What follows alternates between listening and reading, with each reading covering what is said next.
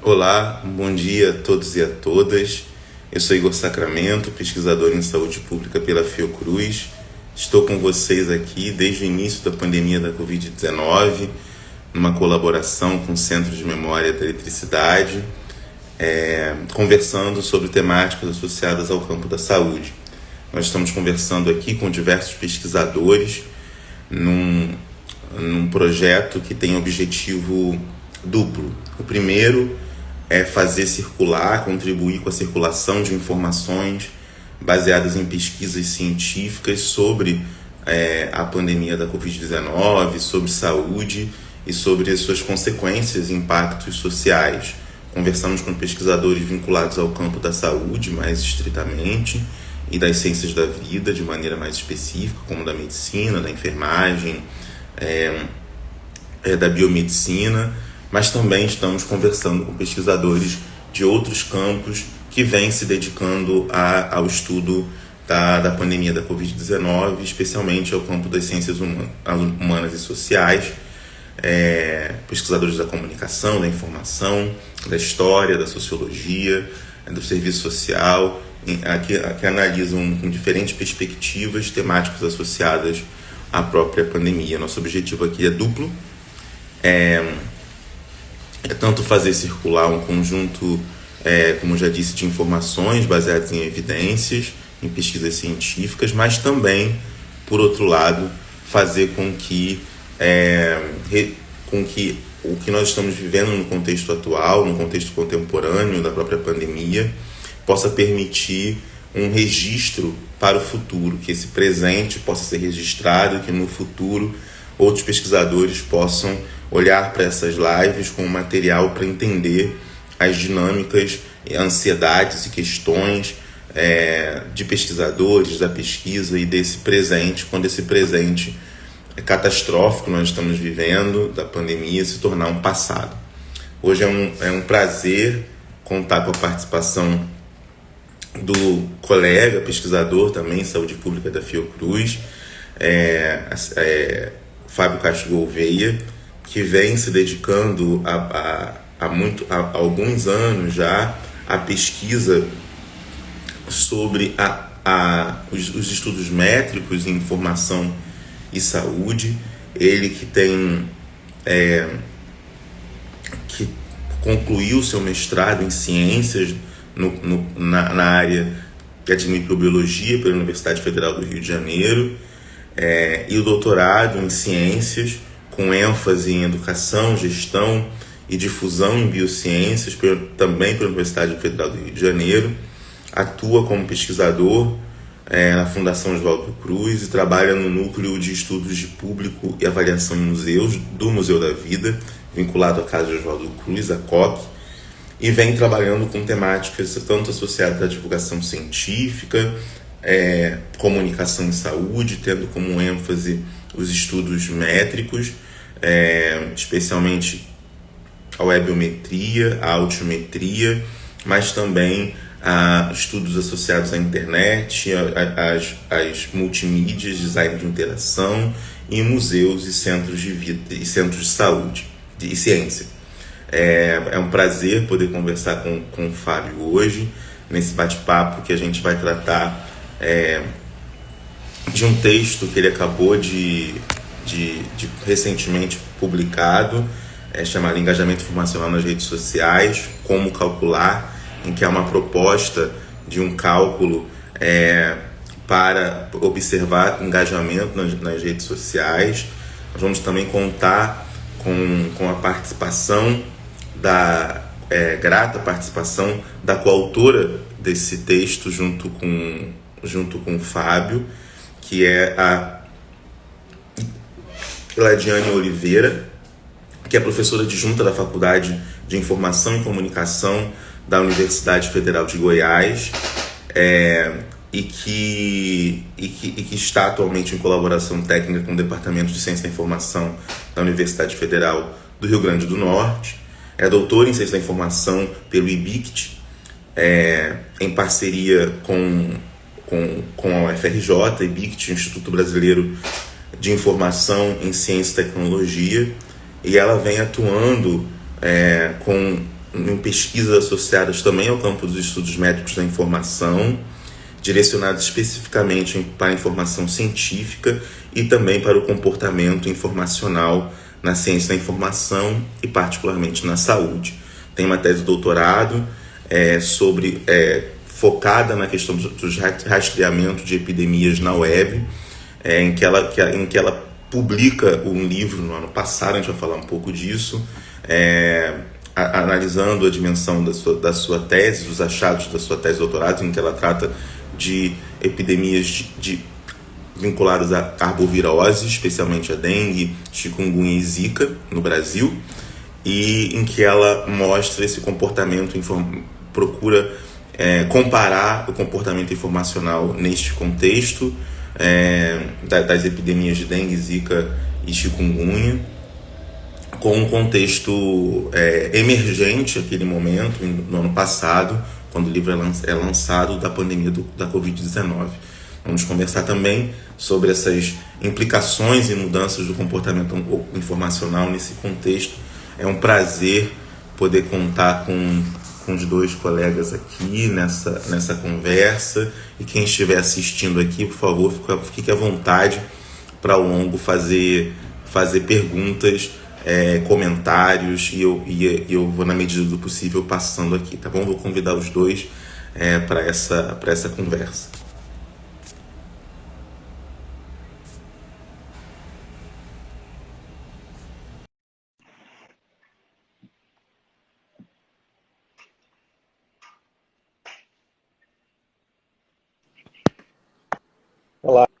Olá, tudo bem?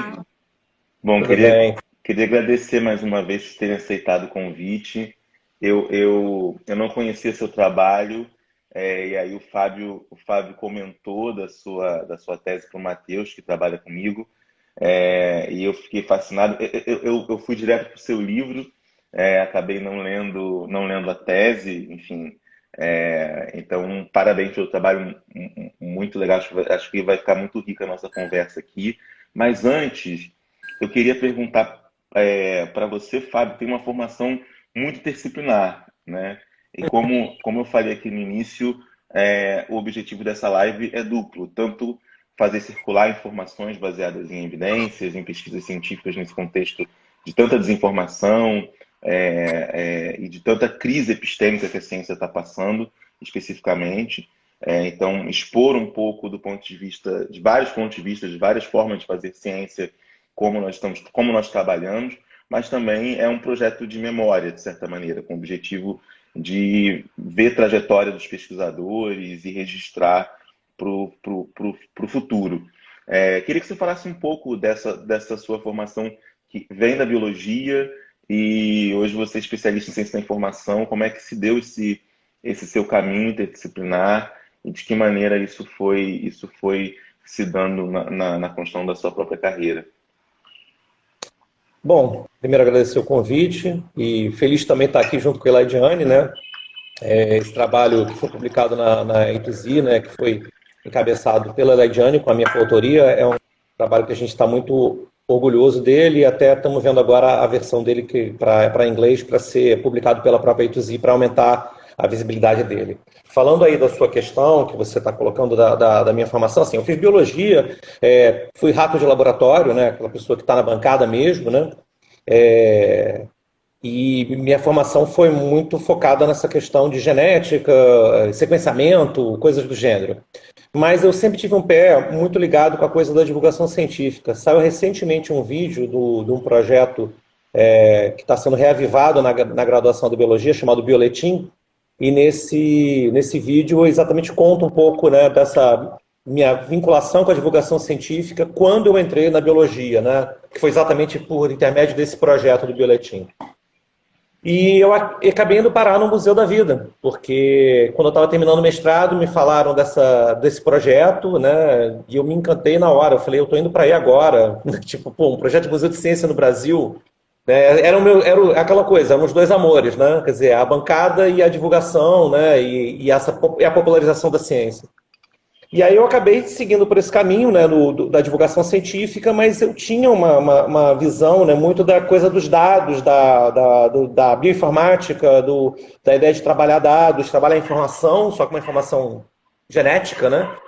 E acabou que, no final das contas, eu fui fazer um doutoramento para tentar analisar a interrelação entre museus e centros de ciência na internet e descobri para mim, né, a webometria, claro, ela já existia, foi uma descoberta para mim do campo. Me encantei com a webometria, era um campo muito emergente aqui no Brasil, basicamente assim, meio que simultaneamente estava eu fazendo esses estudos, né, do meu doutoramento e a Nádia Avante, que foi orientadora da Elaidiane no mestrado, fazendo o doutoramento dela também na área de webometria, né? Que era um campo novo dentro da ciência da informação no Brasil. Já tinha, né, alguns estudos fora. Então a gente meio que, tanto eu quanto a Nádia, estávamos sendo pioneiros ali. Depois me encantei com a altimetria, fui chegando perto da ciência da informação. Quando eu vi, eu já estava no IBICT, quando vi, sim, como professor da pós-graduação lá, e me envolvendo com a ciência da informação. Mas sempre que eu dou aula sobre metrias da informação, eu começo a aula dizendo assim: gente, bom dia, eu sou biólogo. E como biólogo, assim, a minha formação de base não é de uma pessoa que teve uma formação clássica, né, em questões de organização do conhecimento, organização da informação, etc. Então, se eu cometer alguma gafe, me corrijam, porque eu quero aprender com vocês, né?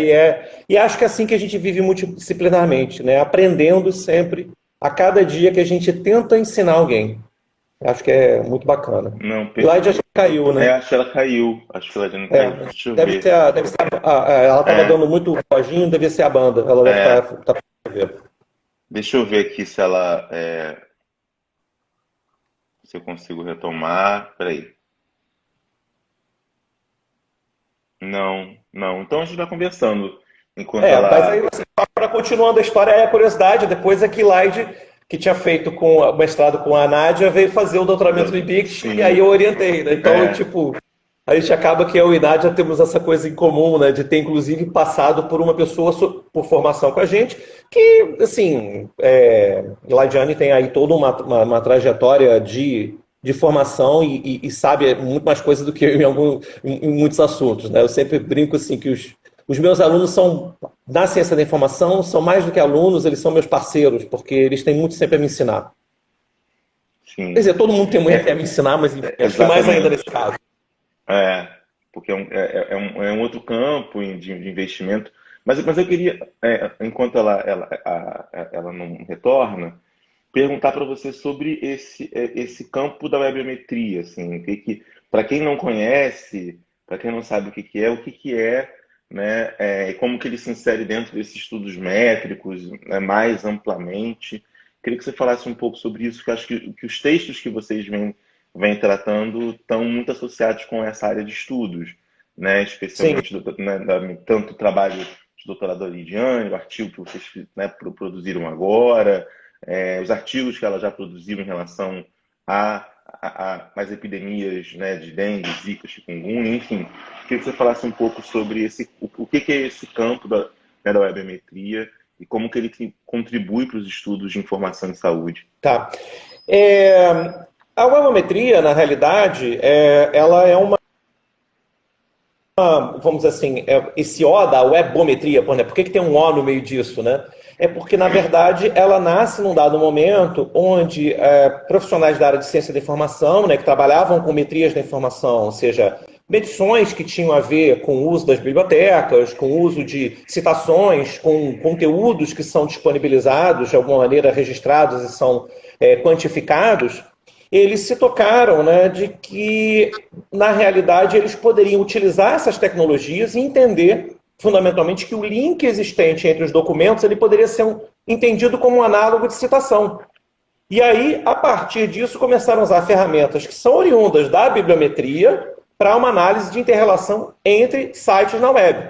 Existia um campo prévio, que era o da webmetria, né? Que era o webmetrics, do pessoal da área de tecnologia da informação, que media muito assim, acesso a servidor, tráfego na rede, como é que era, ou seja, fazer aquele monitoramento para você, inclusive, resolver questões objetivas e técnicas, né, do prover essa informação online. né? A webometria começa a entrar numa outra linha de entendimento dessa inter-relação desses conteúdos por intermédio do link, entendendo ele como citação. Então você muda essa percepção, você começa a não se preocupar com uma questão meramente infraestrutural, né, para você entender a informação como uma rede interconectada de conhecimentos que está ali colocado. E isso vai mais adiante calhar nesse movimento mais recente que a gente tem tido da discussão sobre o campo da altimetria, né, que é os estudos que a gente começa a ter dentro da cientometria, que é um campo de estudo métrico que tenta focar em medições das relações entre conteúdos que têm foco científico, né? Mas pensando nas mídias sociais. Então, será que de repente esse meu artigo científico, quando eu compartilho ele na rede social, ele vai para muitas pessoas, muita gente curte, tem muita gente que está compartilhando? Como é que está sendo isso? E isso vai, no final das contas, diretamente para esse artigo que a gente produziu. Porque o que a gente estava vendo ao longo do tempo? A gente via que as pessoas, na hora que eu fazia essa análise desse engajamento informacional que estava acontecendo em relação aos artigos científicos, ou até outros tipos de conteúdo, poderia ser uma hashtag, qualquer outra coisa, né, que a gente esteja falando, as pessoas tinham três tipos, né, de affordance, né, três tipos de relações estabelecidas com esse conteúdo, por exemplo, no caso do Facebook, que é curtir, compartilhar, né, e você ter a questão do comentar, e ou consideravam que era a mesma coisa, porque no Facebook ele dá um engajamento total, quantas vezes houve alguma interação qualquer que seja, ou utilizavam, como no trabalho, né, que foi um trabalho feito pelo grupo também lá da Bioquímica Médica, né, que é a Biancoville e a Jurberg, né, fizeram um trabalho em que eles atribuíram um valor, um peso, né, arbitrário, né, foi arbitrado esse peso. E aí, tanto eu quanto a Elaine discutindo, a gente falou, não, a gente não pode arbitrar esse peso, porque esse peso ele é algo que ele vai depender muito de todo esse contexto, né? Que tipo de informação eu estou colocando? Será que dentro dessa temática é uma temática que ela acaba gerando muito compartilhamento, pouco comentário, menos curtida? Como é que se dá essa relação com essa temática que eu estou trabalhando? E aí foi nisso que a gente fez a proposição, que gerou esse artigo, em que a gente tenta equacionar isso e equilibrar o peso que você dá para cada uma dessas affordances baseado na frequência que elas ocorrem. Excelente, Fábio, muito interessante. Eu vou pedir para agora falar para Elaide. Eu não estou te ouvindo. Não? Não, eu não, mas enfim. Você está, Elaide? Tá conseguindo me ouvir, Ladiane? Elaidiane, está ouvindo ou não? Agora, ouvindo, eu não mas tô a minha conseguindo. internet está muito ruim, mas eu vou tentar participar, tá certo, gente? Tá. Olha, eu vou sair para tentar entrar de Não novo, me tá bom? Tá bom. Porque aí fica você com a Elaide um pouco, porque de repente o problema deve ser comigo aqui. Tá bom. Já vem. Tá. Eladiane, então queria que você falasse um pouco da sua trajetória. Eu perguntei para o Fábio, antes de você, né, da conexão travar, da sua trajetória, um pouco, né, que diferente da dele, que vem da biologia para a ciência da informação, a sua interdisciplinaridade, não que a sua formação não seja, ela é mais disciplinar, mas ao mesmo tempo com muitos contatos interdisciplinares, especialmente com a saúde, né? Queria que você falasse um pouco disso, de que maneira isso foi se dando ao longo da sua trajetória, o interesse por debater saúde, e aí é um debate sobre saúde que não é só como tema, mas também tem uma imersão aí na própria dimensão teórica, conceitual, sobre saúde, né, saúde coletiva, saúde pública. Queria que você falasse um pouco sobre isso, como é que foi se dando essa sua aproximação e essa imersão no próprio campo, no campo da saúde. Tá, Igor, assim, a minha formação, eu sou graduada em biblioteconomia, né? E daí, quando eu estava cursando a biblioteconomia, eu não conseguia me identificar com temas muito voltados para a biblioteca escolar, essas coisas. Eu gostava muito da área mais tecnológica, sabe, Igor? E isso, de princípio, me inquietou, porque nos primeiros semestres da universidade, a gente não tem disciplinas voltadas para tecnologia, né? A gente tem aquela disciplina muito mais abrangente, E daí, lá pro terceiro período, foi que eu comecei a me identificar com essas disciplinas que começaram a surgir. E a partir daí, eu comecei a enveredar em pesquisas voltadas para tecnologia. E foi nessa ocasião que eu conheci a professora Nádia Vante Vitulo, que na época ela era bibliotecária, né, da Biblioteca Central da UFRN. Ela estava, na verdade, acabando de chegar na UFRN, ainda como bibliotecária. E eu estava ali já no final do curso fazendo meu TCC. E foi nesse momento que eu conheci a Nádia, conheci a tese da Nádia. E eu disse, nossa, estudos métricos da informação é algo muito interessante, né? Então, eu vou começar a enveredar nessa... E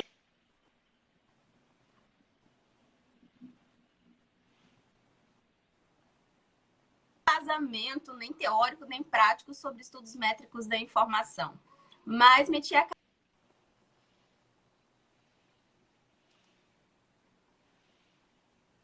Acho que né, que eu fiz um mestrado em engenharia de Fábio, produção foi. e foi optado assim em engenharia de produção porque tínhamos ainda mestrado em ciência da informação. Então, como eu também não podia ir para outros estados, aí eu enveredei na engenharia de produção, mas ainda estudando os estudos métricos da informação.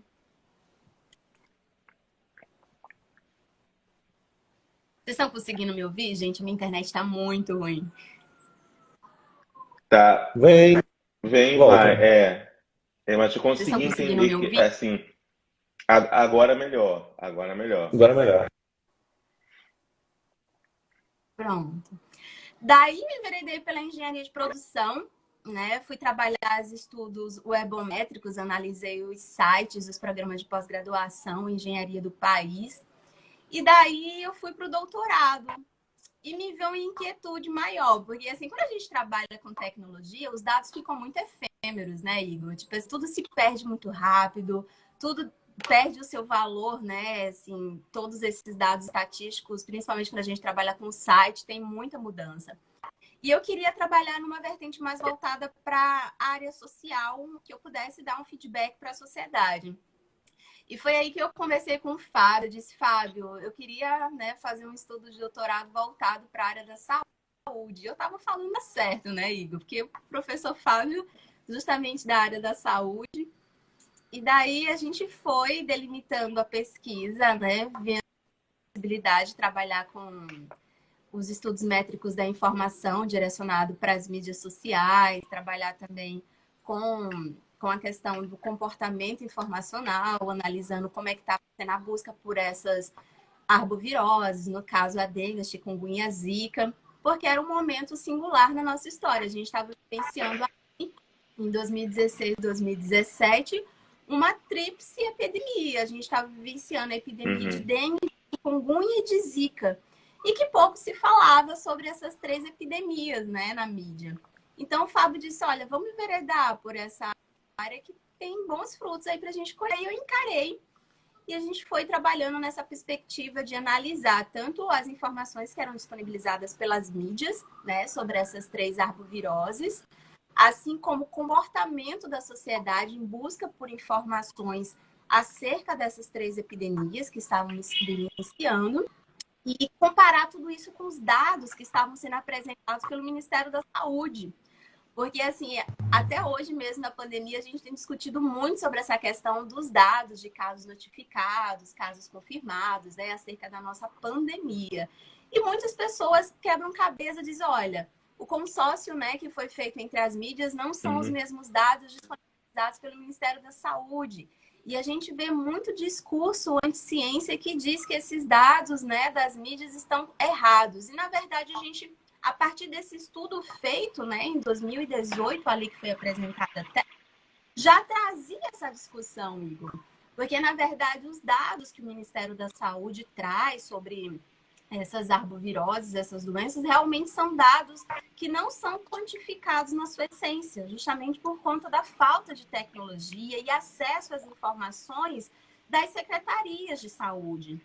Então, os dados que são disponibilizados através dos boletins epidemiológicos, eles não refletem o verdadeiro número de casos notificados tanto de epidemias como dengue, chikungunya, zika, como da nossa pandemia de coronavírus que a gente está vivenciando atualmente, né?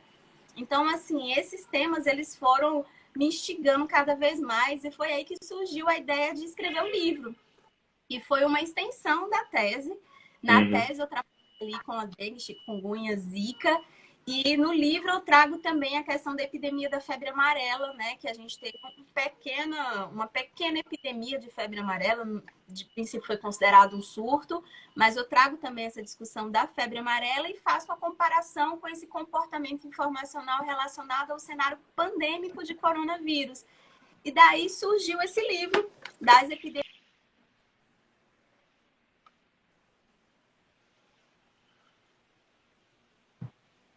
brasileiro, que eu lancei dias atrás e vou fazer um novo lançamento também durante o Enancib. Convido todos e todas e todos que estão aqui presentes para assistirem o lançamento do livro também.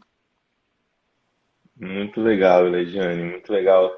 Tanto trajetória quanto a própria temática e a importância que ela tem. Eu queria agora falar um pouco, antes de voltar, que eu vou voltar a esse tema do comportamento informacional, acho que é um tema muito importante, mas eu queria falar da dimensão que está associado, é um tema associado, mas a dimensão do engajamento, né, que é a temática do artigo de vocês e a proposta desse cálculo do próprio engajamento em redes sociais, comentários, etc. A gente observa que é cada vez mais significativo uma reconfiguração não só das próprias redes sociais e da internet, mas também da nossa sociedade por conta das redes sociais, né? Quer dizer, não só as redes sociais mudam, como infraestrutura tecnológica, possibilidade de comentários, etc. Se a gente for pensar um pouco a internet nos anos 90, anos 2000, 2010, 2020, são internets completamente distintas, mas com algumas continuidades. E eu diria que a maior distinção é um aprofundamento Gente, do caiu o sistema de áudio comentários. novamente. Eu não estou te ouvindo. Não? Espera aí. Tá. Deixa eu ver o que está acontecendo aqui. Igor, eu vou sair e novamente entrar, porque caiu o áudio novamente. Tá bom. Tá bom. Espera aí.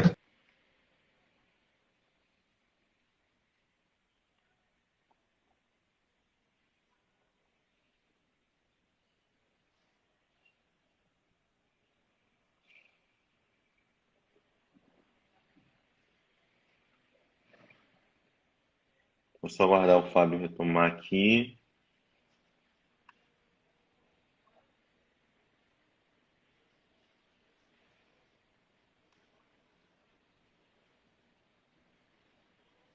Pronto, deixa eu ver. A Elaidiane caiu. Vamos ver se vai. Alô? Oi, consegue me ouvir agora? Agora sim. Ótimo. Então, alguma coisa acontece de tempos em tempos, ele parece que dá alguma coisa no celular. Não, também tô, mas estou te ouvindo bem. Então, queria que você falasse um pouco do próprio artigo e da dimensão desse engajamento informacional. Primeiro, o que vocês estão entendendo por engajamento informacional? Você já falou um pouquinho lá no início, quer dizer, o comentário tem uma forma de distinção, sem dúvida. É isso que eu estava falando um pouco, quer dizer, se há uma diferença marcante nas internets que a gente tem ao longo do tempo, a presença do comentário, do espaço para o comentário, do debate, das tretas, das confusões, etc. e tal, cancelamentos e de todas as ordens, muito tem a ver com formação de grupos, de vínculos, né? Tem muito a ver com os comentários, cada vez mais, né? Com as postagens, comentários e uma sensação de pertencimento que as redes sociais têm contribuído muito para vários grupos sociais distintos. Mas queria que você falasse um pouco dessa dimensão do engajamento informacional e aí a pergunta que vocês fazem no artigo eu devolvo. Como calcular, né? Esse engajamento informacional? O que ele é e como é possível calcular ele nas redes sociais? De que maneira? Acho que a Diane voltou. Então, a gente pode começar pela seguinte questão, né? vou usar a ideia de Web 1.0 e Web 2.0, apesar de eu ser crítico, né, a essa ideia de uma Web 2.0, porque na minha visão estava tudo escrito lá atrás, mas é um nome, é uma forma fácil da gente trabalhar isso. Eu sempre que dou aula eu falo sobre isso, olha, gente, isso é uma forma fácil da gente encarar a coisa, apesar de ter que entender que isso é muito mais um marketing, né, que fizeram do que qualquer outra coisa. Mas o que acontece ali é o seguinte, né?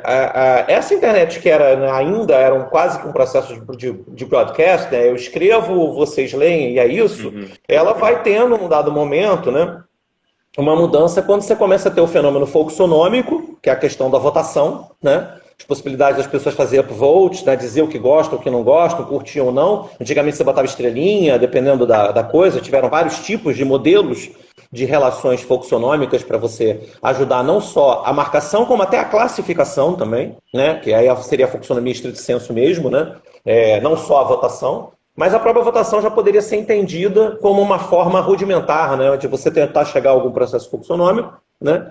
E isso é um primeiro sinal, né, dessa possibilidade de haver uma certa interação, né, e as pessoas passarem a ter uma certa relação com aquilo que está sendo produzido e uma participação efetiva, né?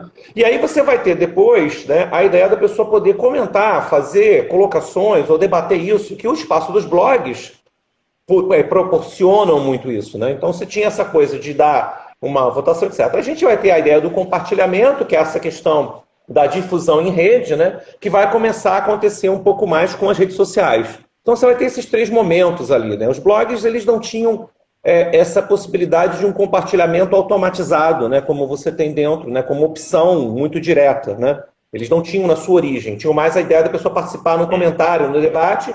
E você tinha antes também essa possibilidade de votações ou até processos classificatórios. Então a gente vai chegar nesse terceiro estágio. Quando você vê uma ferramenta como o Facebook, né, o Facebook acaba utilizando esses três tipos de affordances possíveis, que seriam essas três maneiras que você indica de uso, né? Não é uma forma como a maçaneta, né, te diz que a forma de você utilizar é você virar ela, porque ela já tem o cabo virado e te dá uma forma de você interagir com aquilo, te direciona para essa interação. O Facebook, como rede social, vai ter essas três formas de interação que ela te disponibiliza.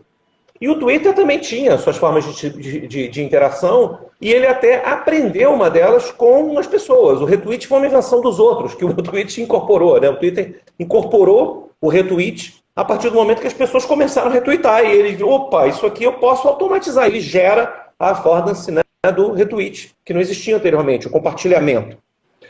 Cada uma dessas coisas, interações, vai ter a sua lógica e vai ter a sua característica própria, né? Isso, curiosamente, quando você, como tendo um peso estabelecido, você parte de uma premissa de que elas teriam uma certa hierarquia, né? Que, então, curtir é diferente de compartilhar, que é diferente de comentar, porque o comentar tem muito mais esforço, porque a pessoa tem que se posicionar.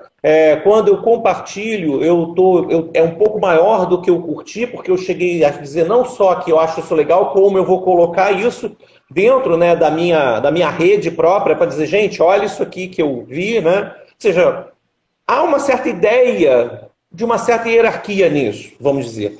Mas a gente não sabe se essa hierarquia é factual. Eu posso, por exemplo, na hora que eu estou comentando, eu posso estar simplesmente chamando uma pessoa para aquele assunto, o que significa que ela poderia ser, nesse comentário, até menor do que o compartilhamento na minha rede pessoal. Porque quando eu compartilho na minha rede pessoal, eu boto isto para todos. Quando eu faço um comentário que eu simplesmente cito Elaidiane, eu só chamei a Elaidiane para esse conteúdo.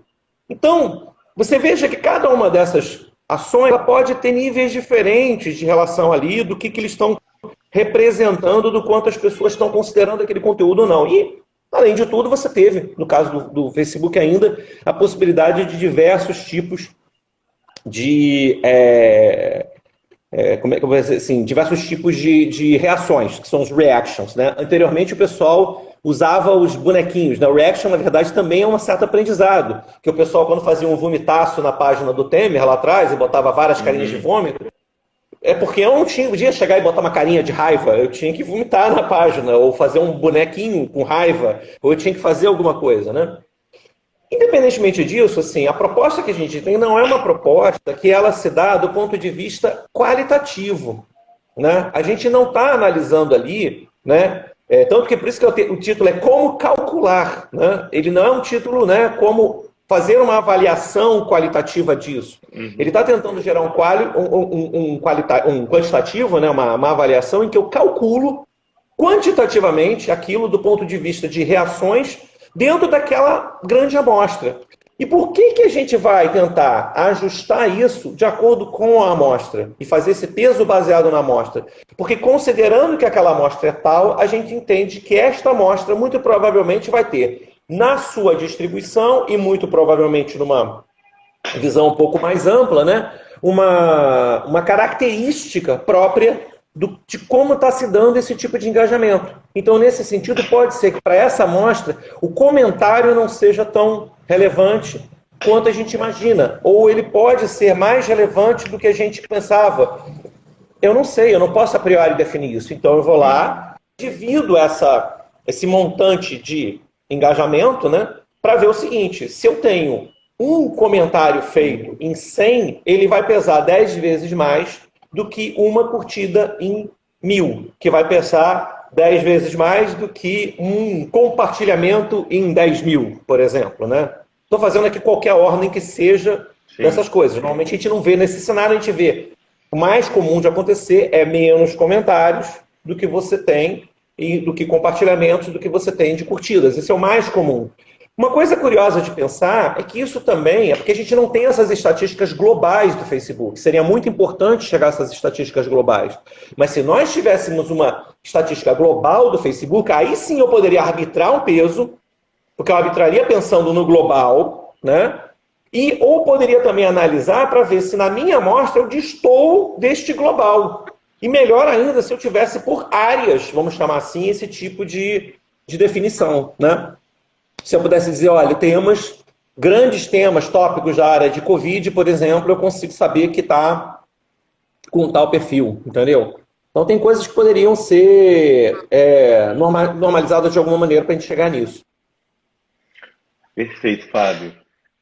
Eu vou complementar a pergunta para a Eladiane com uma questão que é muito frequente, assim, que é a dificuldade de extração, tratamento, sistematização dos dados em redes sociais. Embora as redes sociais digitais sejam fundamentais para entender a sociedade contemporânea, né, como você bem coloca no seu livro, na sua tese, etc. Tal, é muito difícil pesquisar redes sociais do ponto de vista de como extrair esses dados, quer dizer, as APIs cada vez mais fechadas e com mais dificuldade de extração, que requer um trabalho mais e mais manual e braçal do pesquisador para poder fazer. Queria que você falasse um pouquinho dessas dificuldades e da importância que essas empresas tivessem de uma consciência da importância da pesquisa em redes sociais e do acesso e a possibilidade de extração mais facilitada dessas informações de um ponto de vista de pesquisa científica, etc. Né? E não só, como o Fábio bem colocou, do marketing, que eu acho que é o que mais interessa, obviamente, a essas empresas. Uhum.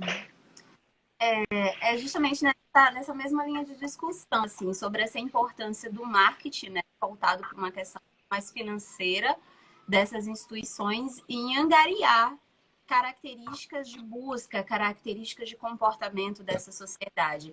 Mas a gente percebe que não há essa preocupação de traçar características do comportamento informacional para compreender um contexto mais científico da coisa, né? Até que ponto a gente está realmente compartilhando fake news, se a gente está ali, apertamos reactions a favor de fake news que a gente está lendo, o que a gente está consumindo, o que a gente está compartilhando. Durante o processo de escrita da tese, uma das grandes dificuldades encontradas é a questão de conseguirmos trabalhar softwares que conseguissem extrair esses dados, né? Então, assim, 2018 eu estava ali coletando os dados, a gente estava utilizando o NetVis, que é um software que existia dentro do próprio Facebook, onde a gente conseguia extrair esses dados.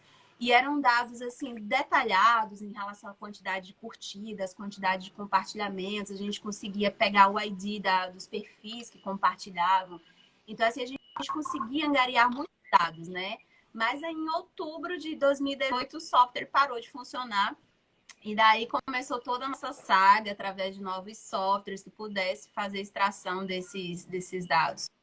Hoje, atualmente, eu tenho utilizado o FacePager para poder extrair alguns dados do Facebook. E isso me preocupa, porque assim, ele é um software muito instável. Então, trabalhar com ele requer muita, mas muita paciência. Tanto para a extração ali dos comentários, né, quanto das publicações. Então, a gente se depara com essas grandes dificuldades em relação à utilização de softwares, porque quando essas empresas elas começam a perceber que a gente está coletando os dados, né, elas realmente criam ali ferramentas para a gente não conseguir mais capturar esses dados. Mas a nossa preocupação é muito mais científica do que real, né? E essa discussão ela precisa ser dada amplamente para a gente trazer essa conscientização das empresas, Facebook, em relação a essa disponibilização desses dados. Não com o intuito de utilizar em prol de, né, craquear os dados, utilizar para fins maléficos, mas sim para a gente poder cada vez mais conseguir mensurar o comportamento. A gente está vivenciando um cenário infopedemiológico que é muito preocupante, que é em relação a essa quantidade exagerada de informações que está rolando aí nas redes sociais, nessas mídias sociais como um todo. A gente se depara aí com essa grande quantidade de informação, de fake news, e o quanto que isso tem impactado na vida das pessoas. Porque a gente fala muito do comportamento informacional, mas também a gente precisa falar sobre uma questão que é relacionada a esse comportamento, que é a ansiedade informacional. Porque as fake news, elas não são criadas para fazer com que a sociedade se tranquilize. Todas as fake news, elas são criadas com o intuito de causar impacto, de causar medo, de causar frustração. Isso a gente está levando para a nossa sociedade uma ansiedade informacional muito preocupante. No nosso período pandêmico que a gente está vivenciando, a gente ali coletando os dados em relação em pesquisas realizadas aqui no meu grupo de pesquisa da universidade, coletando dados acerca de vacina, coletando dados acerca sobre o comportamento dos idosos, por exemplo, nesse período pandêmico, é assustador as características de ansiedade informacional que estão sendo retratadas na nossa sociedade por conta do consumo dessas fake news. E isso a gente não vem discutindo amplamente, né? Porque as fake news, é lógico que ela causa uma grande desconstrução informacional, uma grande desconstrução crítica na cabeça da nossa sociedade acerca de diversos assuntos. Mas uma preocupação que a gente está deixando de lado de discutir é a questão da ansiedade informacional que está impactando na nossa sociedade. Quantas pessoas têm sofrido de depressão, quantos idosos têm sofrido de medo, de síndrome do pânico, justamente por conta dessas fake news.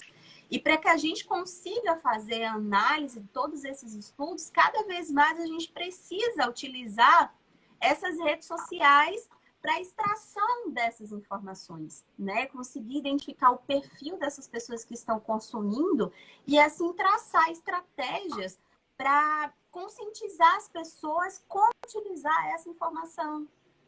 Porém, diante das ferramentas que a gente tem atualmente no mercado para fazer essa extração, se torna cada vez mais difícil a gente fazer essa mineração para identificação de um ID, para identificação de um perfil, porque é realmente como a gente verificar ali pelo ID dos perfis quem é o público que está consumindo aquela informação, quem é que está interagindo com aquela informação. Será que são mais jovens? Será que são mais idosos? Qual a idade dessas pessoas? Os interesses dessas pessoas?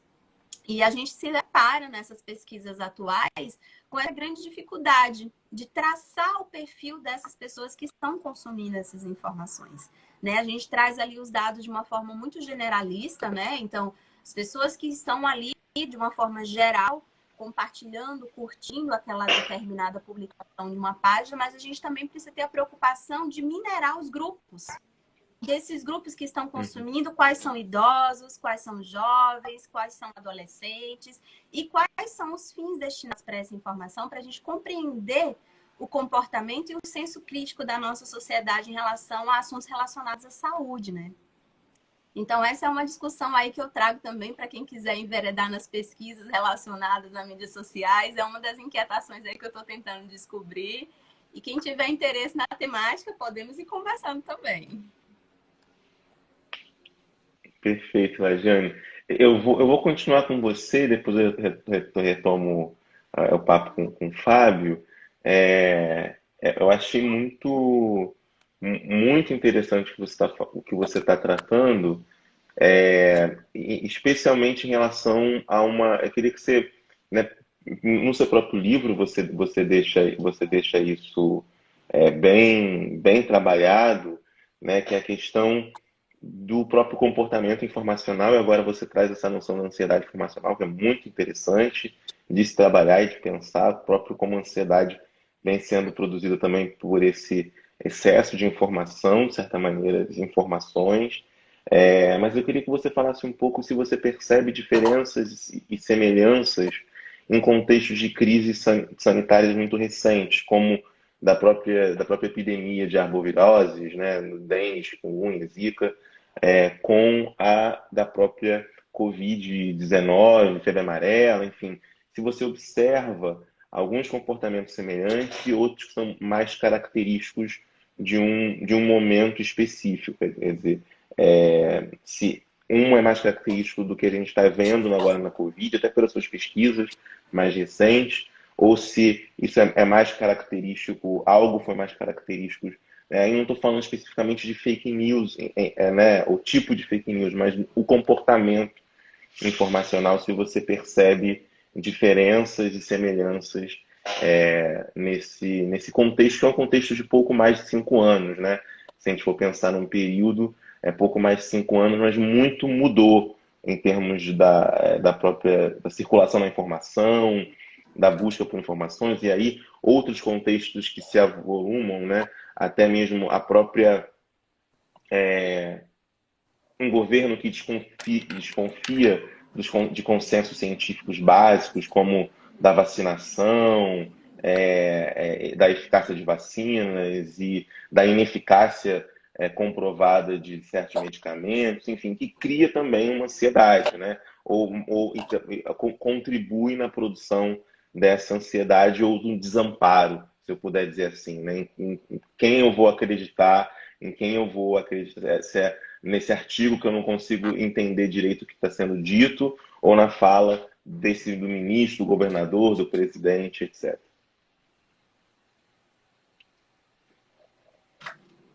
Está com você, Ladiane. É com você, Ladiane. Pode comentar. Tá, deixa eu ver se a minha internet aqui ajuda, gente.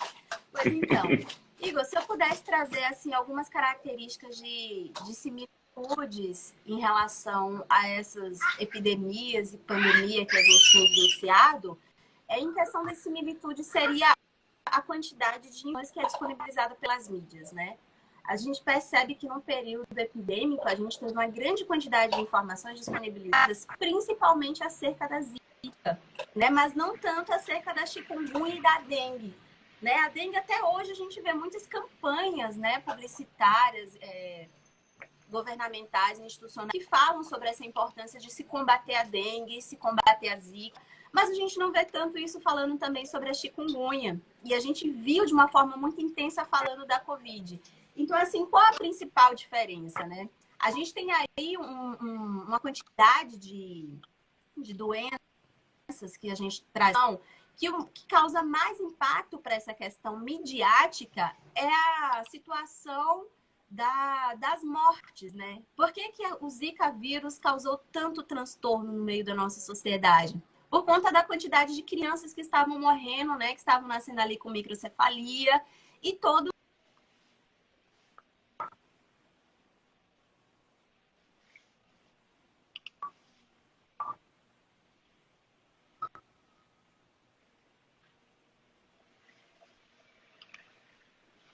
E a Covid matam.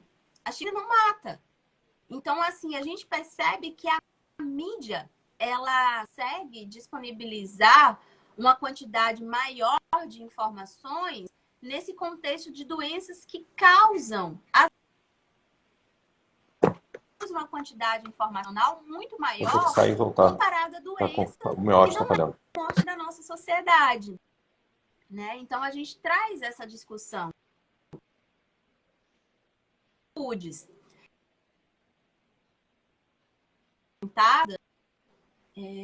Trago esse entendimento da infodemia que a gente vivencia, que é um diferencial.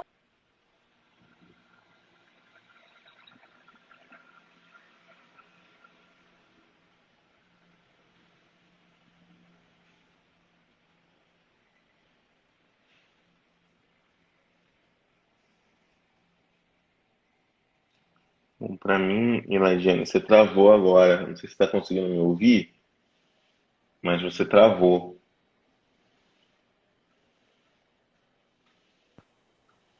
Iladiane, Fábio, bem-vindo de Caiu, volta. né?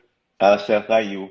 Então eu vou passar uma pergunta para você, que foi feita aqui pelo Diego, e ele pergunta um pouco, ele quer saber um pouco mais de detalhes da webiometria nessas abordagens, assim, qual que é a contribuição que a biometria tem nessas abordagens de pesquisa, como você está fazendo, tanto na dimensão do engajamento informacional, que você falou um pouco, e nessa dimensão que a Laidiane estava introduzindo do comportamento informacional, se você puder falar mais um pouco. E especificamente, aí eu vou complementar, em momentos de crise sanitária, né? Quais são as contribuições, né, para não ficar tão muito genérico, mas em momentos de crise sanitária, como a gente está vivendo agora e vivemos recentemente outros, foi amarela, zika, chikungunya, dengue, microcefalia, enfim, como nesses momentos tem sido importante, quais são as contribuições importantes que a biometria pode ter. E a Ladiane retornou aqui. Entendi.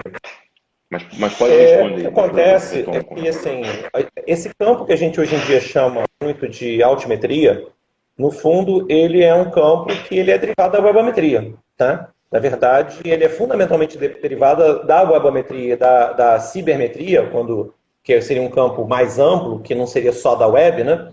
Porque, fundamentalmente, o que a gente vê é que essa curtida, no fundo, ela gera um link. Esse compartilhamento, ele gera um link. Esse comentário, ele acaba vinculando uma coisa a outra, apenas ele está numa estrutura que é de um site de mídia social, né?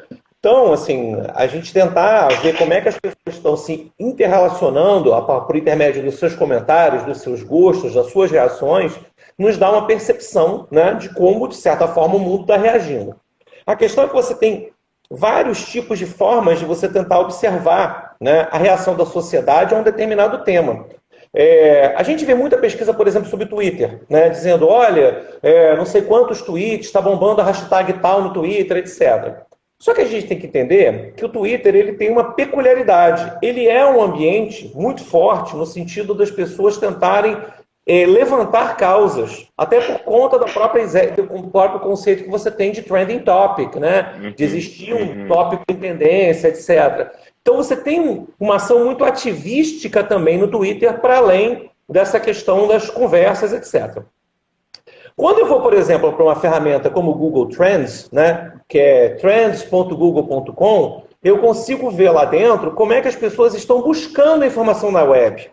E isso foi muito a linha do que foi a tese, né, da Iladiane, de tentar ver, por um lado, o quanto as pessoas estavam se interessando por buscar sobre determinados temas da web ao longo do tempo. A gente consegue ver isso. Eu consigo ver, por exemplo, o quanto as pessoas estão pesquisando sobre diversos assuntos, como a própria Covid-19, como coronavírus, como ivermectina, como vacina, como cada um desses temas, e ver se isso está flutuando ao longo do tempo, né? Ver como é que está acontecendo em diferentes países. E isso é um campo que tem a ver com a webometria.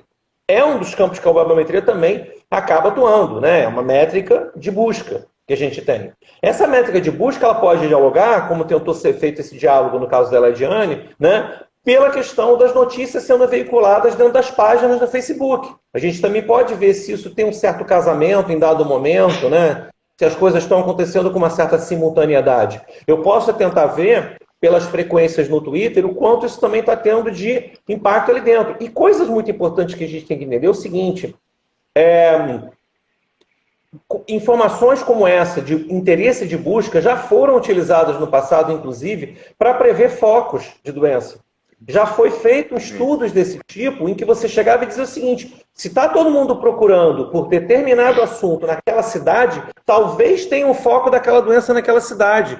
E veja bem, o tempo que você tem do número chegar entre o posto de saúde, que notifica o Sinan, que o Sinan chega e centraliza a coisa, você tem um tempo que a rede social, a internet, a busca por informação é muito mais rápida. Então eu consigo ver, por exemplo, a pessoa está pesquisando febre, ou será que eu estou com dengue? Ela não foi nem no posto de saúde, ela consultou o Dr. Google antes.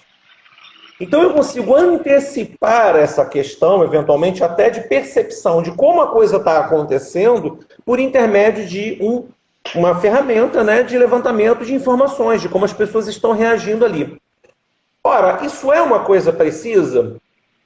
É preciso até certo ponto, porque existiu o Flu Trends, né, que era até uma ferramenta do Google para você ver isso durante a questão da crise sanitária que a gente teve da gripe aviária, né, e da possibilidade primeiro da gripe aviária, depois da questão do seu próprio H1N1, né, então você teve Flu Trends, você teve depois isso voltado para dengue, existiu o Dengue Trends, também do próprio Google, que fazia sistematização dessa informação em relação à questão da dengue, né, a gente fez esse estudo com Zika, mas a gente sabe ao mesmo tempo que existem várias influências nisso. Existe a influência da pessoa que está se interessando pelo assunto, mas existe também o quanto a mídia está pautando, o quanto as redes sociais estão pautando, o quanto a gente está influenciando as pessoas a buscarem essa informação. E aí eu vou ligar até a própria questão que, se eu gero um ambiente de alto nível de ansiedade em relação à busca por determinadas informações, eu levo também a busca efetiva dessas informações dentro do ambiente web. Então, eu posso também estar direcionando isso. Então,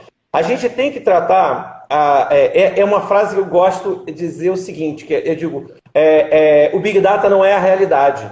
Né? O Big Data ele é apenas uma forma da gente tentar obter dados massivos que indicam possibilidades, mas ele não necessariamente é a realidade. Então, o fato de ter muita gente buscando as pessoas não estivessem pesquisando sobre Zika. E mais, uma das coisas que a gente vê curiosa é que, como Zika entrou como uma pauta muito forte na época de Zika, as pessoas, qualquer que fosse o sintoma de arbovirose que tivessem, muito provavelmente primeiro iam no Google. Será que eu estou com Zika? Iam pesquisar por Zika, porque Zika é o que estava dando mídia. Aí eu vou em direção a Zika, qualquer que seja a arbovirose que eu esteja sentindo. Porque a sintomatologia, né, ela se confunde naquele momento e as pessoas estão imaginando que estão com algum processo desse tipo. Enfim, é só para entender aonde se encaixa isso. Esses recursos, do ponto de vista de Estado, são estratégicos. No ambiente como a gente tem hoje, isso deveria estar sendo utilizado o tempo inteiro, né, como fonte de informação constante. E nós temos esses tipos de acompanhamento até por grupos do ICICT, né, que tentam fazer esse tipo de acompanhamento nessa questão de tendências para além, né, de qualquer coisa que a gente deixa do próprio Sinan como fonte final. Mas existe esse tipo de estudo também no ICICT, né?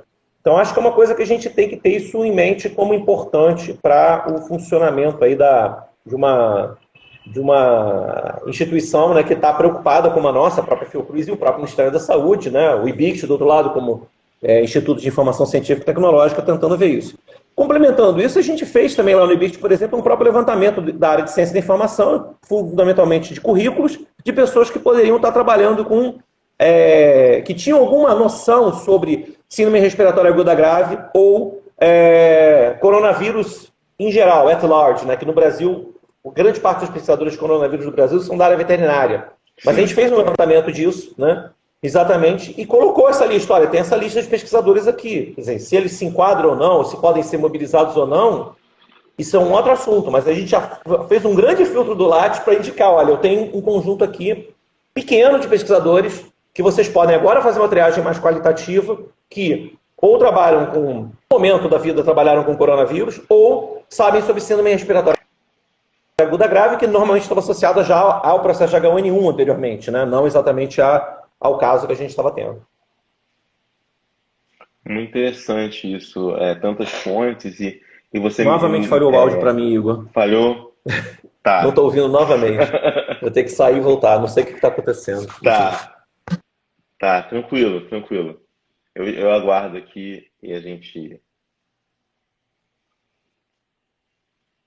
Eu vou só aguardar o Fábio retornar. Está tendo um problema com o áudio e assim que ele retornar, eu encaminho para a última pergunta para ele.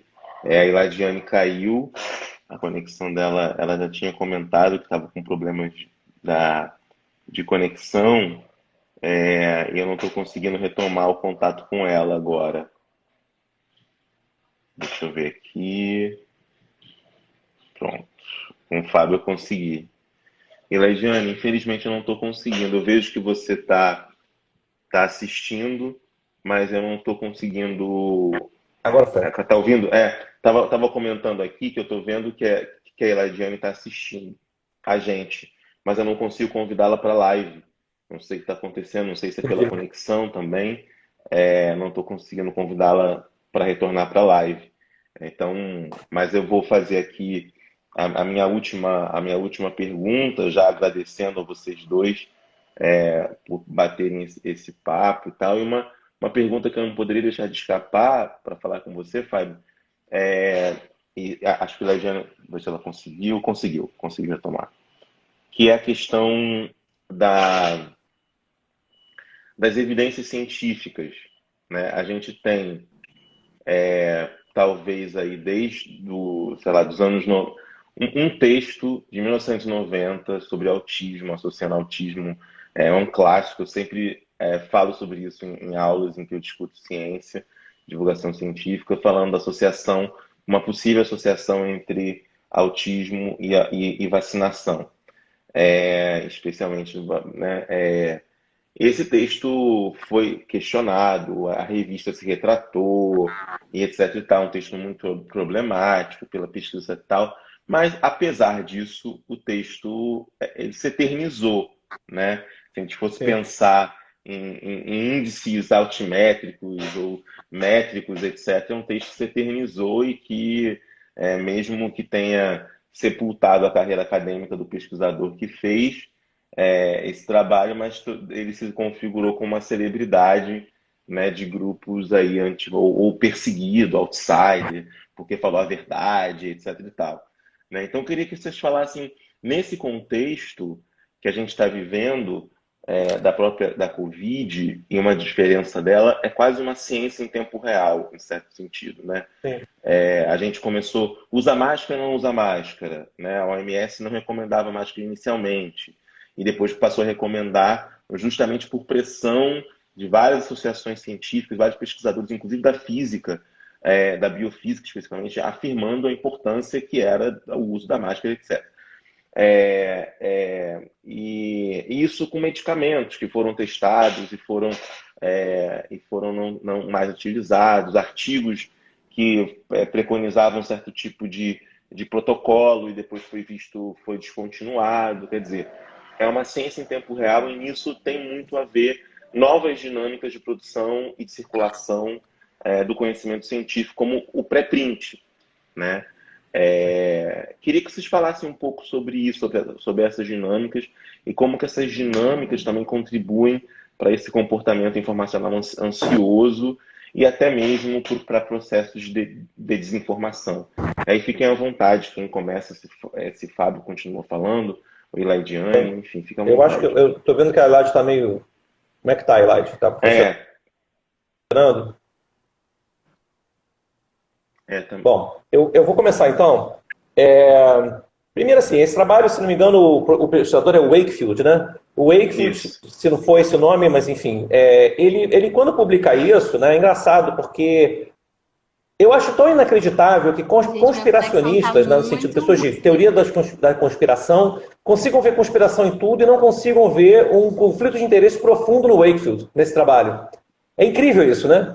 As pessoas acreditam que existe uma Big Pharma interessadíssima em fazer milhões de coisas, mas não veem o interesse objetivo que ele tinha exatamente no fato de ele estar produzindo uma vacina que não tinha a vacina de sarampo, né? E que ele ia ganhar milhões com isso. Ou seja, é muito impressionante como você é capaz de ter toda a teoria da conspiração do mundo, mas não consegue ver a conspiração na sua frente.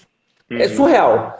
O Wakefield, obviamente, virou essa celebridade e ele está ganhando muito dinheiro na vida, e como muitas pessoas desse mundo, né, ele trocou a ciência pela falta de ética, né? Quero dizer que todo cientista é ético, porque, na verdade, os cientistas são seres humanos.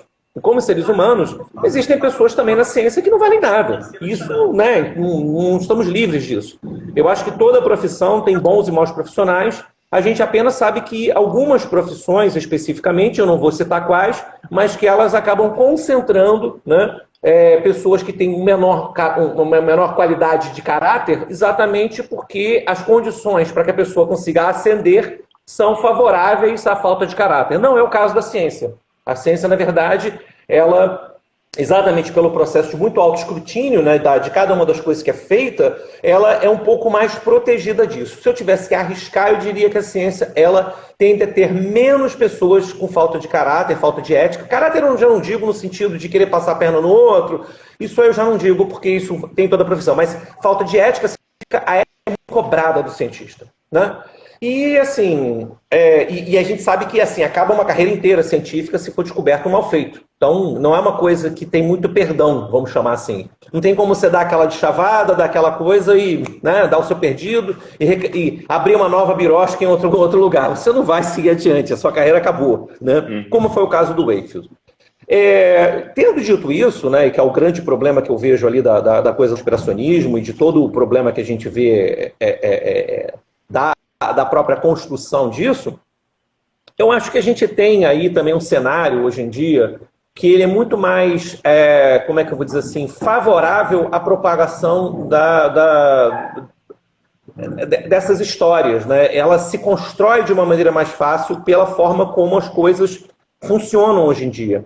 E aí a gente tem um problema grave, que é a discussão de qual é o limite que a gente tem, né, da liberdade que as pessoas têm de expressar opiniões, coisas, quando a gente está lidando com situações emergenciais de saúde ou coisas que podem levar, né, a danos.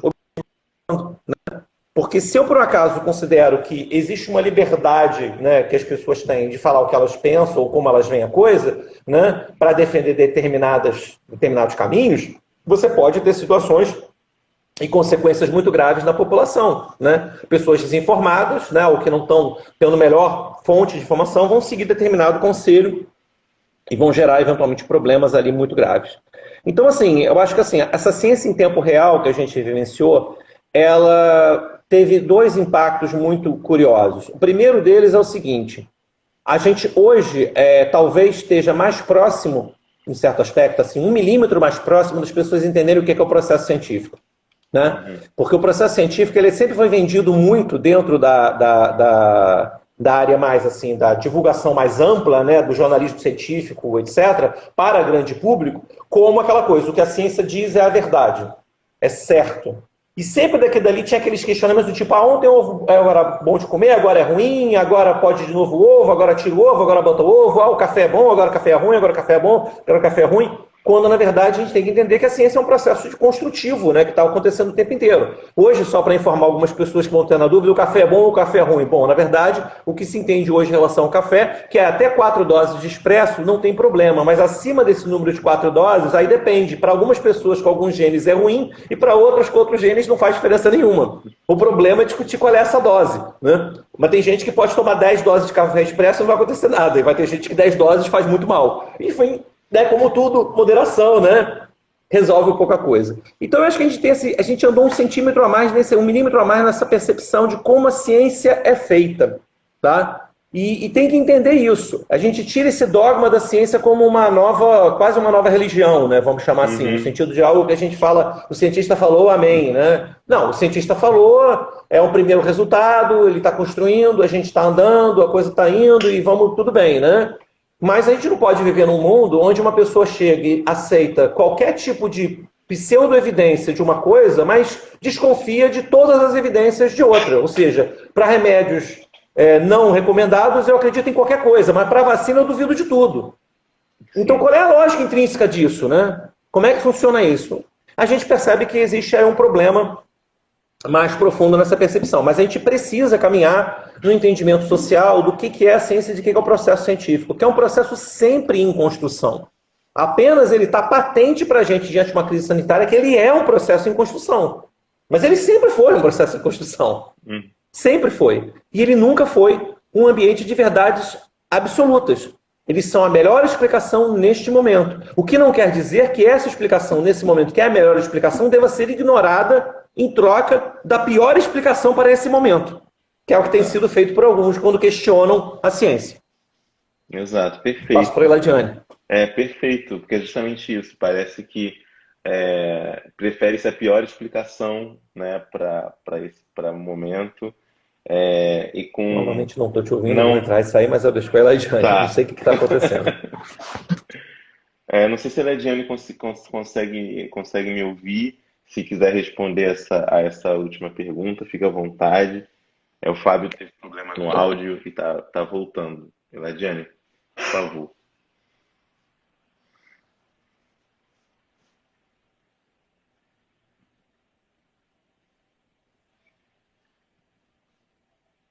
Eu acho que a Eladiane também não está conseguindo ouvir.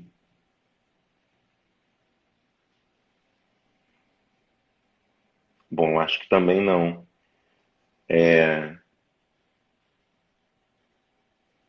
Acho que não também.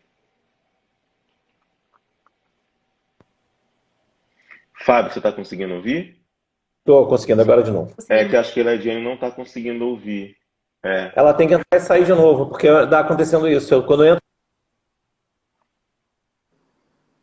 Mas eu estou tentando fechar o aplicativo mesmo. Eu estou saindo, fechando o aplicativo, abrindo o aplicativo novamente, aí volta a ouvir. Se eu tento entrar assim mesmo, aí não é.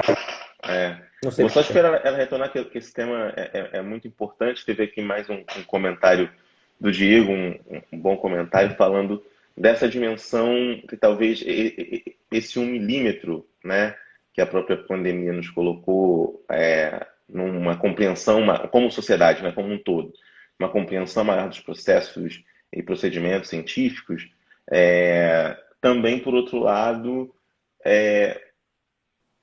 fez com que houvesse uma explosão, um boom de iniciativas de divulgação científica, né? De maneira, algumas ordenadas, outras nem tanto, etc. Mas é um fenômeno que explica a importância de falar sobre ciência, sobre ciências, sobre pesquisas científicas, cada vez mais com uma população que não foi educada, e quando eu digo não é no sentido pejorativo, de civilização, de civilizatório, nesse sentido, educada no sentido, nós temos uma população cuja maioria é analfabeta, e se a gente pensar em um alfabetismo também funcional, é ainda maior, a gente pensar na própria dimensão da própria literacia midiática ou científica, ainda é maior, né? Então, são níveis de analfabetismo, níveis de letramento muito complicados no nosso país, um país que passou de moralidade primária para secundária da imagem, do audiovisual, etc. E como sociedade não teve esse letramento centrado no livro, no impresso, no texto, etc. E queria que você falasse um pouco sobre isso também, assim, dessa dimensão, que às vezes eu fico tentando explorar, porque, né, nós somos muito verborrágicos como sociedade, como cultura, a cultura brasileira. Falamos muito, escrevemos muito, não à toa somos odiados nas redes sociais pelos outros países, porque a gente sempre comenta, e comenta sempre em português, e comenta sempre em todos os lugares, etc. Mas, ao mesmo tempo, essa necessidade do comentário, que tem muito a ver com a nossa cultura, do falar, etc., mas também é muito revelador desses descompassos nos processos educacionais no Brasil, e que a ciência tem eu digo o seguinte, Igor, eu acho o seguinte, primeiro que, bom, eu vou aproveitar que a gente está, né, acho que a gente ainda está na semana do centenário do Paulo Freire, né? Exato. Para dizer o óbvio, né? Que, assim, quer fazer divulgação científica, você tem que ser freiriano, né? Você tem que trazer para o contexto. Você tem que trazer para o contexto dessa população, das pessoas, não é da população como um todo. de cada um desses grupos, de subgrupos, não existe também esse discurso para todos, né? Existe um discurso para cada comunidade, para cada conjunto de pessoas, e tem que trazer isso para lá. Tem que ser freiriano, entendeu? E me desculpem aqueles que questionam, né, ficam questionando Paulo Freire sem ter lido, né, porque realmente a frase que eu mais escrevi nesse período, né, foi o seguinte: a pessoa dizendo Paulo Freire, blá blá blá blá, eu falo assim, tá bom, cite alguma coisa do Paulo Freire que você não gosta, mas que ele tem escrito. Cri, cri, cri, cri, cri, porque nunca leu, né? E assim, eu não vou nem dizer que, poxa, eu sou um conhecedor de Paulo Freire, né, profundo, mas eu tive contato com, né, com algumas coisas do Paulo Freire e, assim, realmente você vê que tem todo sentido e dialoga totalmente com divulgação científica, sim, porque divulgação científica tem a ver com isso. Tem essa necessidade da gente ter um olhar cada vez mais próximo, né, de para quem a gente quer falar. Não é modelo de déficit de eu chegar e ficar fazendo aquela coisa de tentar botar na caixinha aquele conteúdo para a pessoa reproduzir aquele conteúdo, né? É aquela brincadeira do meme que eu vi outro dia, do cara tentando ensinar o garoto a fazer um cálculo, ele dizendo assim, não sei, mas se forem tantas medalhinhas do Fortnite, ele, pô, tanto! Ele na hora sacou o contexto e plau, né? Foi um meme perfeito. Eu falei, é isso, né? Vamos trazer para esse contexto, vamos trazer para a realidade dessa população, vamos fazer com que cada um desses grupos entenda dentro da sua lógica, né? O que aquilo é importante, de que maneira aquilo pode ser apropriado, né? Eu vou voltar numa coisa lá atrás da coisa da máscara, por exemplo, que ficou um pouco... Teve muita discussão sobre isso, né? No primeiro momento o pessoal falava da máscara de pano não ser funcional, né? Isso. E ao mesmo tempo também se discutiu o uso ou não de máscara. Mas aí tem que entender que num primeiro momento de crise sanitária, a primeira recomendação é circulem menos. Não houve uma colocação de fiquem em casa se tiverem sintomas, circulem menos, não fiquem indo para o posto de saúde porque você amplia o grau de contaminação nesse primeiro momento e deixemos as máscaras para os profissionais de saúde porque eles estão tendo contato com doentes. Foi uma situação estratégica de emergência naquele momento. E depois foi se modificando a coisa conforme, temos suprimento, não sei o que, a coisa saiu do controle para um outro momento, vamos tentar lidar. Então a pessoa diz, de pano não funciona, tipo, cara, antes de pano do que nada, vamos embora. Vamos tentar lidar passo a passo com o que é possível, né? Discutir em determinado momento que diante de uma crise sanitária que se amplia, o ótimo é inimigo do bom. E é o que dá para fazer, é o que temos para hoje, né? Então, assim, entender isso, cada um desses momentos, como é que a coisa se passa. E se você, por um acaso, pensa sobre essa coisa, o que eu acho impressionante é como o Brasil, e aí eu vou me lembrar agora está me falhando, ele foi presidente do BNDES, tive aula com ele, foram uma das aulas mais sensacionais que eu tive. Mas ele chegou a ser presidente do BNDES, acho que no período de 2002 Enfim, não vou me lembrar agora, vai falhar o nome dele. Né? Mas ele dizia isso, né, que o Brasil ele é um epígono mundial, né, nas questões mundiais, e ele conseguiu ser epígono também do ponto de vista da crise sanitária. O epígono é um termo, né, técnico, brincando aqui com até o comentário que os termos técnicos dificultam, né, é que na verdade assim, as coisas primeiro acontecem lá fora até elas chegarem aqui, as crises começam nos Estados Unidos, vão para a Europa, depois chega no Brasil, né? Então ele falava muito sobre essa coisa, da coisa demorar um pouco a chegar até aqui, e nesse caso especificamente, essa crise sanitária demorou um pouco a chegar aqui. E nós perdemos a oportunidade de um protagonismo ímpar que o Brasil podia ter.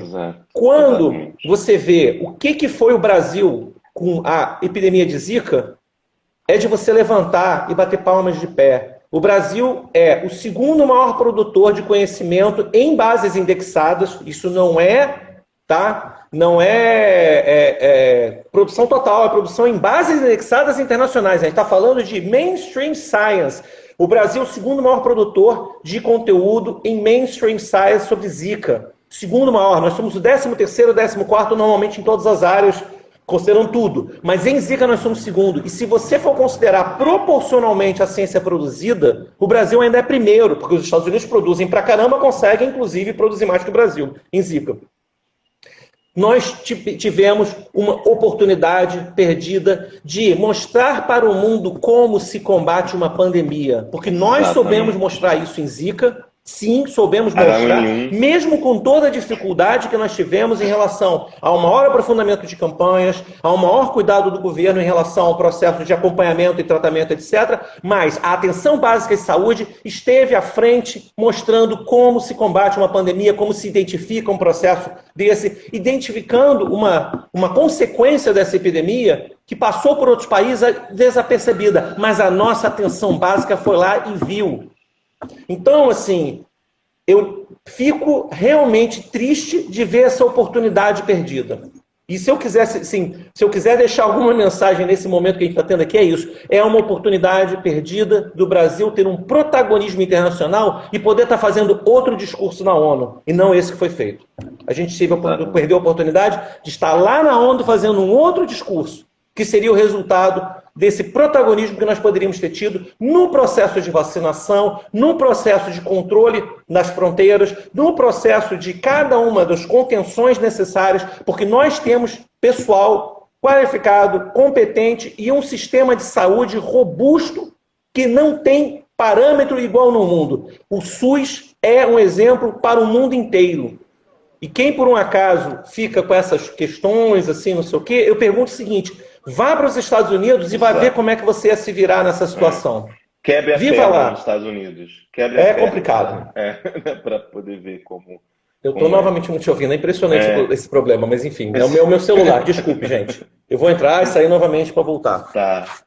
Mas eu vou encaminhar para o encerramento, até porque agora o Fábio não está conseguindo me ouvir, e Ladiane aqui, para mim, está parecendo congelada.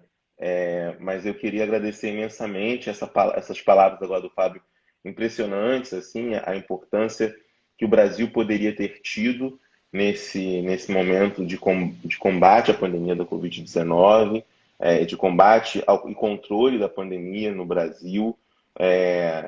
Poderia ter sido exemplar nisso e não foi, como foi em outros momentos da Zika, como foi também na influenza H1N1, uma pandemia que o Brasil desempenhou um papel muito importante no mundo, vacinando em 3 meses uma quantidade enorme de pessoas que o Brasil teria condições. Hoje, infelizmente, nós estamos numa situação muito diferente daquela, embora guardado aí 12 anos de diferença em relação à influenza H1N1. A gente tem uma população totalmente vacinada que nem chega aos 40%, que é muito pouco, né, para a gente dizer adeus à pandemia no Brasil e adeus à Covid no Brasil. É muito pouco, 40% menos de 40% da população totalmente vacinada, é muito pouco, e ainda com notícias, né, sobre falta de vacina ou um embate aí na vacinação de adolescentes, o que enfim,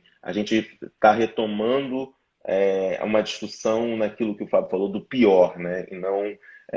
E não discutindo aquilo que é o bom, que é o necessário a se fazer e que outros países estão fazendo, quando a gente poderia ter o pioneirismo em várias questões. Nós temos a Anvisa, temos o PNI, temos um SUS um sistema de saúde muitíssimo robusto, poderíamos estar um pioneiro. Eu queria agradecer imensamente a vocês dois. Não sei se Lidiane está conseguindo me ouvir agora. Agradecer imensamente a vocês dois, saudar pelas pesquisas e pelos projetos que vêm sendo desenvolvidos. É um contexto muito crítico que a gente está vivendo, é muito importante que essas pesquisas sejam feitas, e colocando aí o lugar que a informação tem ser cada vez mais central nesses contextos de sanitária, não só para identificar as crises, mas também para contribuir com o controle dessas crises. Sem dúvida, a informação é estratégica, não só para a identificação delas, mas também para o controle e para a resolução de muitas delas, como vocês bem colocaram, com vários exemplos e questões. Queria agradecer, Fábio, pela presença, dizer que a live vai estar disponível tanto no canal do IGTV quanto no canal no YouTube. Então, quem quiser aqui acompanhar, debater, ler os trabalhos também que foram citados aqui de ambos, eu acho que é importante. E também acho que o canal fica aberto para quem quiser comentar, conversar com tanto com Ladiane quanto com o Fábio para saber mais. Eu acho que é isso. Acho que a nossa disposição aqui de fazer lives é colocar nós, pesquisadores, de maneira mais acessível para as pessoas que queiram conhecer mais, saber mais, pesquisar. Eu acho que a gente sempre fica muito, já que estamos falando de Paulo Freire, acho que qualquer professor fica sempre muito feliz quando qualquer pessoa, sendo aluno ou não, nosso aluno ou não, tem dúvidas, né? Então é muito bom quando a gente tem dúvida e pode dialogar a partir dessas dúvidas. Nós não temos certeza de tudo, mas uma certeza nós temos, sabemos dialogar, né? E o diálogo é fundamental, ainda mais em contextos de críticos como esse. Então, Iladiane, se quiser falar alguma coisa no encerramento, queria agradecer mais uma vez a vocês dois. Eu gostaria de agradecer a participação. Desculpa aqui os contratempos, mas a internet hoje não está muito boa, mas em período pandêmico de ensino remoto a gente tem essas características. Gostaria de agradecer pelo convite. Espero ter contribuído, né? Para quem se interessar um pouco mais, conhecer um pouco mais aí as pesquisas, pode seguir meu Instagram, professora Ilaidiane. Tá? Eu já estou seguindo de vocês também. E daí a gente pode ir trocando conhecimentos, informações, desenvolvendo aí algumas discussões para as próximas pesquisas. E obrigada também, Fábio, né, por essa troca de experiências e por também enveredar comigo aí nessas grandes sagas nos nossos artigos e discussões científicas que a gente precisa tanto no nosso contexto atual. Muito obrigada. Eu que agradeço, Regiane. Excelente projeto, excelente pesquisa. Eu que agradeço também. Ladiane, sempre é bom a gente estar podendo compartilhar. A gente está tão, hoje em dia, mais distante, né? Teve um período que ela estava aqui no Rio fazendo o doutorado e depois ela foi para a Universidade de Goiânia, professora da Universidade de Goiânia, e está agora na Federal do Rio Grande do Norte, né? Eu termino também agradecendo a todos, dizendo que se vocês tiverem interesse nessa questão de estudos métricos da informação, se vocês quiserem coletar dados no Twitter, quiserem fazer uma rede de hashtags e coisas do gênero pela primeira vez com vocês, ou mesmo se vocês tiverem curiosidade para saber como é que faz para você levantar no Spotify os dados para você poder ver bandas próximas das que vocês gostam, eu tenho um canal no YouTube chamado Mineiro de Dados, que tem uma série de tutoriais lá, então fiquem à vontade para ver o canal, ver se gostam, se quiserem curtir, comentar, podem fazer perguntas lá, eu respondo, eu faço normalmente videozinhos curtos chamado Mineiro Responde, respondendo dúvidas, então tem um canal do YouTube lá, do Mineiro de Dados, para esse tipo de coisa, e vacinem-se, tá? Se vacinar é, antes de tudo, um ato de solidariedade, não é um ato individual, é um ato que você tem de amor ao próximo.